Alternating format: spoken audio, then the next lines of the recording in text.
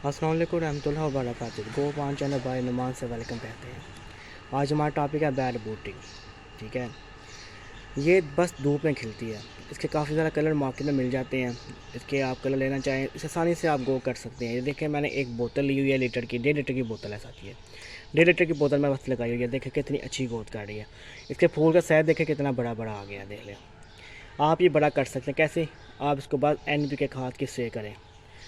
Litre पानी लें, उसमें आधा चम्मच चाय वाला डालकर स्प्रे कर दें इस पर।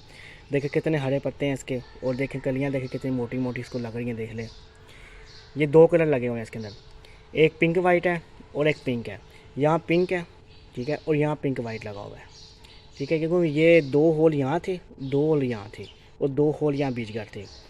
ठीक है, बीच कर के होल थे, उनमें मैंने पिंक और वाइट लगाया था। नीचे ऊपर पिंक था, नीचे वाइट था, वाइट पिंक था। यहाँ 2 पिंक लगे थे और यहाँ पिंक वाइट लगे थे, मुझे याद है। और देख लें कितनी अच्छी ग्रोथ इनकी शुरू हो चुकी है। इंशाल्लाह की कलम आप तोड़ें यहाँ से, बस तोड़ कर लगाने चल जाती है। ठीक है, इस पर कीड़ा कोई अटैक नहीं करता, बस चूंटियाँ अटैक करती हैं। चूंटियाँ ख़त्म करने का आसान हाल है, इसका पौधे को पानी से धो दिया करो, चूंटियाँ ख़त्म हो जाएँ। ठीक है, इसे वहाँ पर लगाओ कहाँ सनलाइट कम्बल आए, कहाँ की फूल ज़्यादा देर तक खिल सकें, कहाँ धूप आपकी हमेशा मतलब समझ लें 6-7 घंटे आती है लगातार, वहाँ इस पेड़ को लगाना है। आपके फूल पे 7-8 घंटे के लगातार खिले रहेंगे।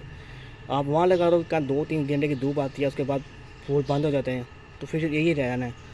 ये बात आप समझ चुके होंगे। मेरी खाद इसको हमेशा NPK खाद देना, केमिकल, और कोई खाद को ना दो।